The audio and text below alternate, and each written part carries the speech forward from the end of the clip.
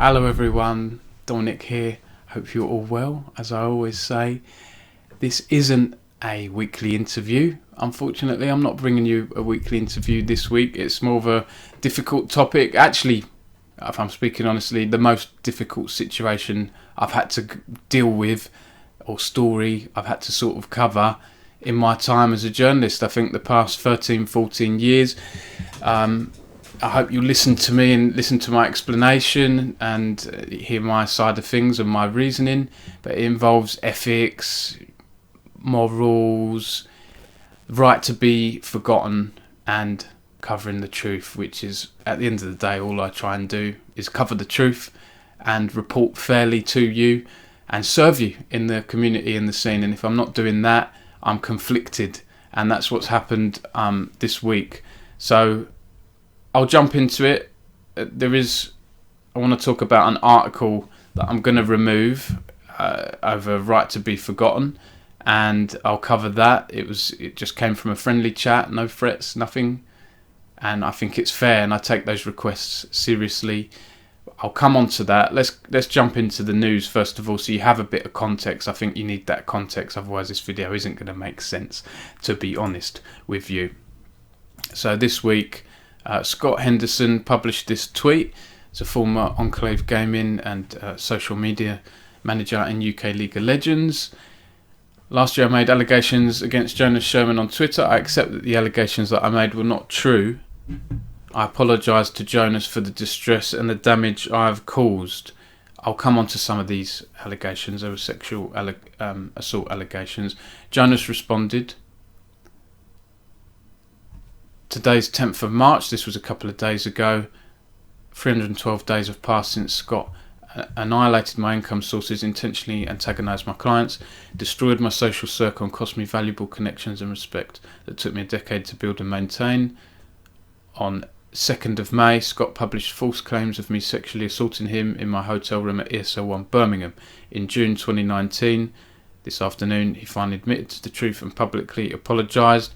None of that makes up for my ruined mental health, nearly a year in total isolation from society, trust issues, the death threats I received, or the countless times that I sat in my bathtub ready to end my life and leave all of this madness behind.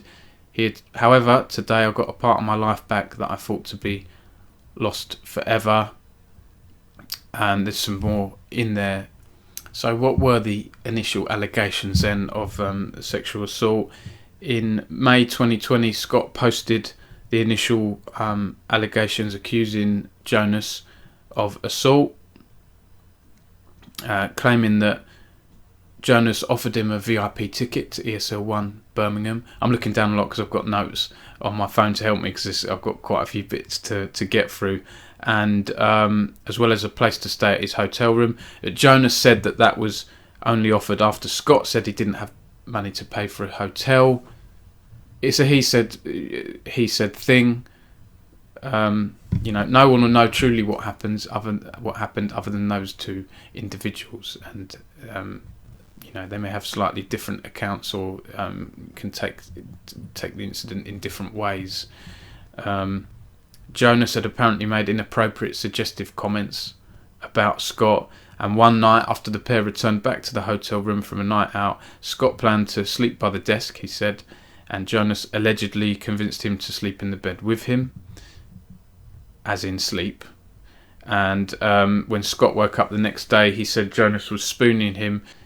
Scott was unsure what may have happened the night before and crept out of his bed and headed home.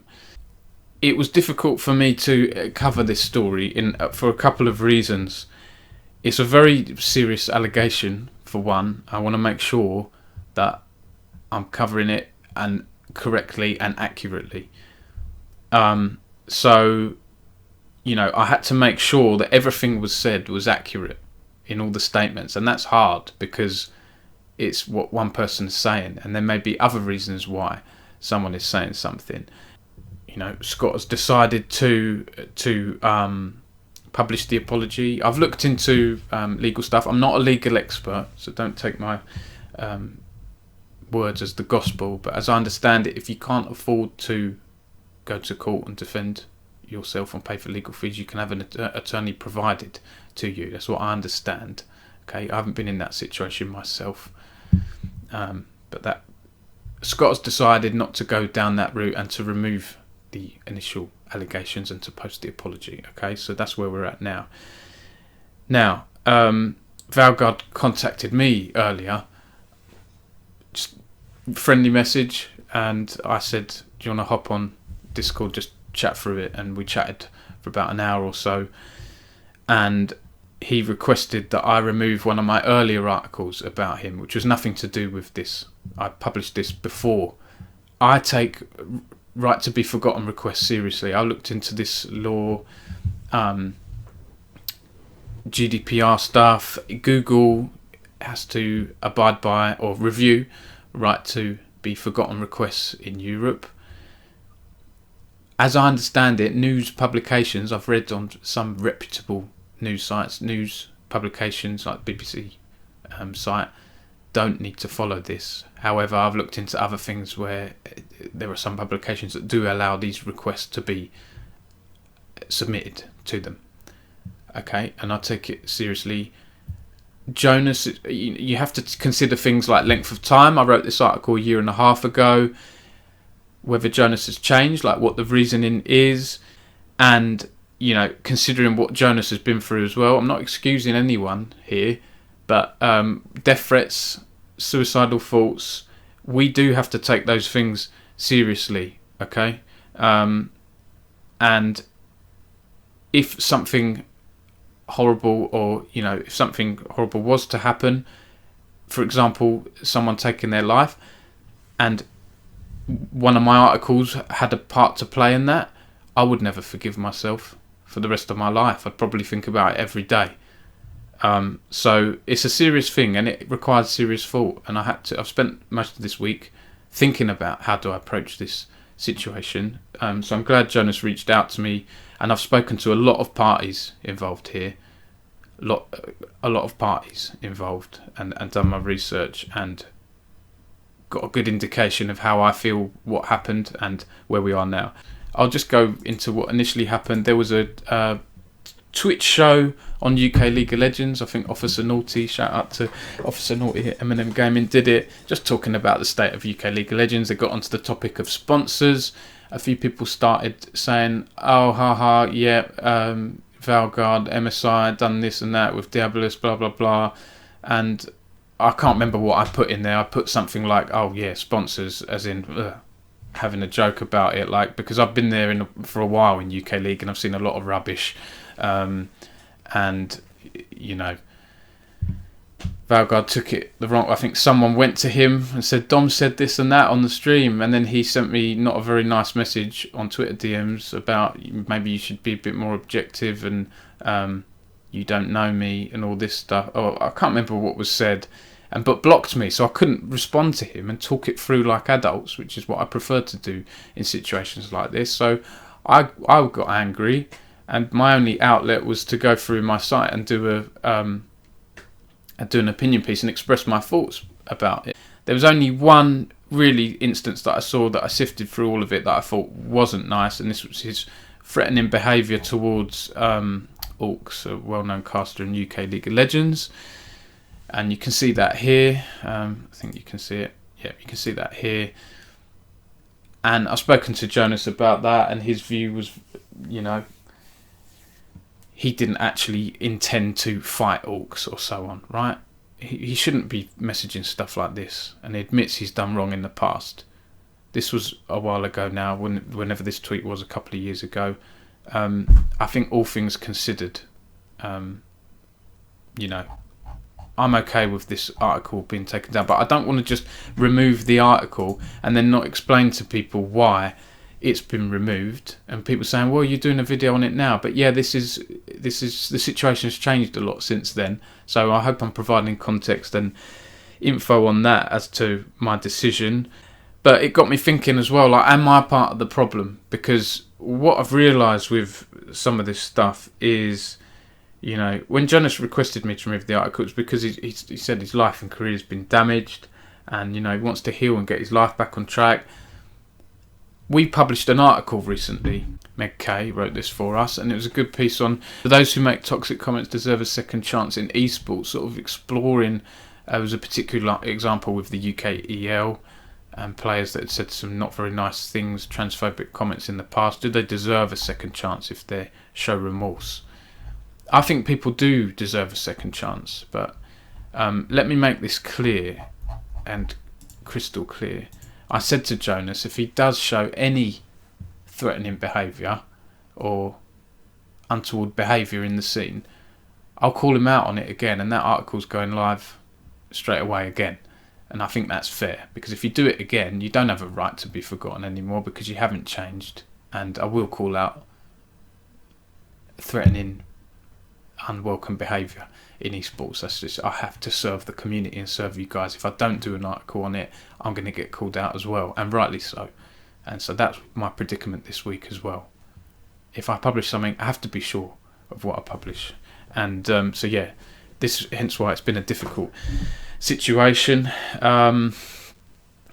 So yeah, you know, I hear of what Jonas has been through, lost jobs, suicidal thoughts, death threats. I don't condone death threats or anything like that. It's obviously it's not nice. Wellbeing is important to people, and I have to consider that as well when I'm covering things in the scene. And is a reactive opinion piece the right answer?